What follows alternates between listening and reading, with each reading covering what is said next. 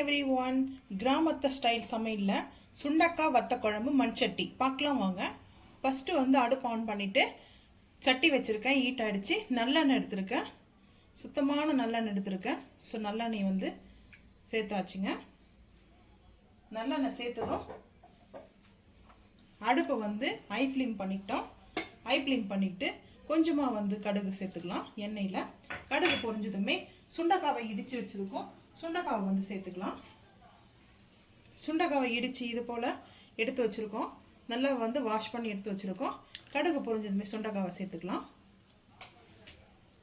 பொரிஞ்சது இப்போ சுண்டக்காய் எடுத்து வச்சதை சேர்த்துக்கலாம். சேர்த்துட்டு நம்ம வதக்கலாம். எண்ணெயிலே வதக்கணும். நல்லா எண்ணெயிலே வதங்கிட்டதுக்கப்புறம் வெங்காயம் சேர்க்கலாம். இது வேணும்னா நம்ம பொரிச்சு எடுத்துகிட்டு கூட அப்புறம் நீங்கள் வந்து சேர்த்துக்கலாம். தனியாக எடுத்து ஒரு தட்டில் வந்து பார்த்தீங்கன்னா ஒரு பிளேட்டுக்கு வந்துட்டு ட்ரான்ஸ்ஃபர் பண்ணிவிட்டு அதுக்கப்புறம் வேணும்னா கூட வெங்காயத்தை நீங்கள் சேர்த்துக்கலாம். நான் அப்படியே வந்து வெங்காயத்தை சேர்க்க போகிறேன். இது நல்லா வந்து பார்த்தீங்கன்னா சுண்டக்காய் பொரிச்சு எடுக்கிற அளவுக்கு நல்லா வதங்கட்டும். அதுக்கப்புறம் பார்த்துக்கலாம்.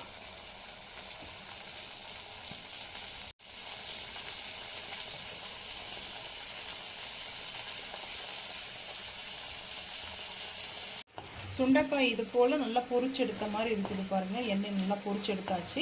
இதை நம்ம அப்படியே கூட எடுத்து வச்சுட்டு சேர்த்துக்கலாம். நான் அப்படியே வந்து தக்காளி வெங்காயத்தை அதிலே வதக்க போகிறேன். வெங்காயம் வந்து கொஞ்சம் பெரிய சைஸில் வெங்காயம் கட் பண்ணி வச்சுருந்ததை சேர்த்துக்கிட்டேன்.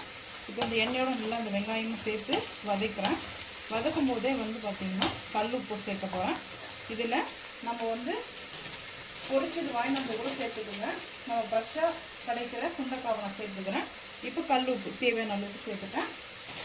சேர்த்துட்டு நல்லா வந்து வதக்கிறேன். பூண்டை அரைச்சி சேர்த்துக்கிறேன். அரைச்சி எடுத்த பூண்டை வந்து சேர்த்துக்கலாம். சேர்த்துட்டு இப்போ ஹை ஃப்ளேமில் வச்சுட்டு நல்லா வதங்கட்டும். வதங்கினதுக்கப்புறம் கொஞ்சமாக தக்காளி, ஏன்னா புளி கரைசல் சேர்க்க போகிறோம், இருந்தாலும் கொஞ்சமாக தக்காளி மட்டும் சேர்த்துக்கலாம். இப்போ இது நல்லா வதங்கட்டும், பார்த்துக்கலாம்.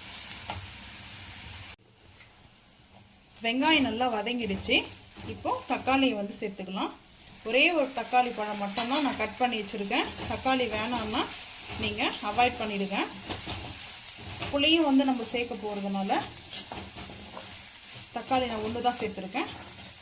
தக்காளி நல்லா வதங்கட்டும், அதுக்கப்புறம் பார்த்துக்கலாம். தக்காளி நல்லா வதங்கிடுச்சு. சேர்த்துருக்க தக்காளி வந்து பார்த்திங்கன்னா இந்த அளவுக்கு வதங்கணும். இப்போது பெருங்காயம் பவுட்ரு சேர்த்துக்கலாம். பெருங்காயம் சேர்த்தாச்சு. அது கூடவே மிளகாய்த்தூள், வெறும் மிளகாய்த்தூள் சேர்த்துருக்கேன், குழம்பு மிளகாய்த்தூள் இல்லை. ஒரு 1.25 ஸ்பூன் வந்து சேர்த்துக்கிறேன். காஷ்மீரி மிளகாய் பவுட்ரு தான் ஆட் பண்ணிக்கிறேன். அதுக்கப்புறம் வத்த குழம்புடைய மசாலா, வத்த குழம்புடைய மசாலாவும் நான் வீடியோ அப்டேட் பண்ணுறேன் பாருங்கள். 1 ஸ்பூன் வத்த குழம்பு மசாலா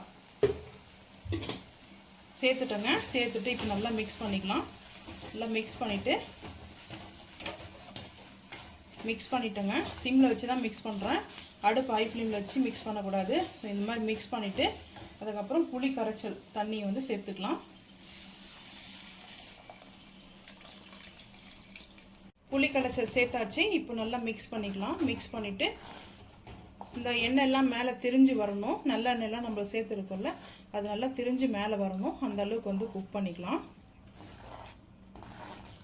இப்போ நல்லா வந்து குக் ஆகட்டும், பார்த்துக்கலாம். அடுப்பு சிம்பிளே தான் இருக்குது. நல்லா எண்ணெய் வந்து பார்த்திங்கன்னா கொஞ்சம் கொஞ்சமாக நம்மளுக்கு மேலே வந்து திரிஞ்சு வருது. இந்த நேரத்தில் வந்து பார்த்திங்கன்னா இந்த டைமில் கருவேப்பிலை, நல்லா கொழுந்தாக இருக்கிற கருவேப்பிலையை சேர்த்துருக்கேன். நல்லா வந்து கருவேப்பிலை மேலே சேர்த்ததுக்கப்புறம் வந்து பார்த்திங்கன்னா ஒரு 5லேருந்து 10 நிமிஷம் ஸ்லோவிலே இருக்கட்டும். அதுக்கப்புறம் வந்து பார்த்துக்கலாம். வத்த குழம்பு, சுண்டக்காய் வத்த குழம்பு ரெடிங்க. கிராமத்து ஸ்டைலில் சுண்டக்காய் வத்த குழம்பு அருமையாக இருக்குது. ஃபைனலாக வந்து பார்த்திங்கன்னா கொஞ்சமாக வெல்லம் இல்லை நாட்டு சர்க்கரை வந்து ஆட் பண்ணிக்கணும். இது அப்படியே நல்லா எண்ணெய் திரிஞ்சு விட்டு பார்த்துக்கலாம். அடுப்பு ஆஃப் பண்ணிவிட்டு எடுத்துட்டேங்க. வேணும்னா வெல்லமும் இல்லை நாட்டு சர்க்கரை சேர்த்துக்குங்க. நான் எதுவும் சேர்க்கலை. நல்லா எண்ணெய் மெதுக்க வத்த குழம்பு ரெடிங்க. சுட ஒயிட் ரைஸ் மேலே வந்து பார்த்தீங்கன்னா இப்படி நம்ம வத்த குழம்பு சாப்பிடும்போது சூப்பராக இருக்கும். வத்த குழம்பு யாருக்கு ரொம்ப ரொம்ப பிடிக்குன்றதை மறக்காமல் வந்து கமெண்ட் பண்ணுங்கள். இங்கே பாருங்கள் எவ்வளோ சூப்பராக எண்ணெய் மிதக்கு இந்த அளவுக்கு திக்னஸ் இருக்கணுங்க. ரொம்ப தண்ணியாக இருக்கக்கூடாது, ரொம்ப திக்காகவும் இருக்கக்கூடாது. இந்த அளவுக்கு திக்காக இருந்தால் தான் நம்மளுக்கு கரெக்டாக இருக்கும். வத்த குழம்பு ரெடி. நீங்களும் இதே போல் செஞ்சு சாப்பிட்டு மறக்காமல் வந்து கமெண்ட் பண்ணுங்கள். இந்த வீடியோ பிடிச்சா லைக் பண்ணுங்கள், ஷேர் பண்ணுங்கள், சப்ஸ்கிரைப் பண்ணுங்கள், பெல் ஐக்கான் வந்து கிளிக் பண்ணுங்கள். மறக்காமல் சேனல் வந்து ஃபாலோ பண்ணுங்கள். அப்போ தான் நம்ம போகிற வீடியோ உங்களுக்கு நோட்டிஃபிகேஷனாக வரும். பாய்.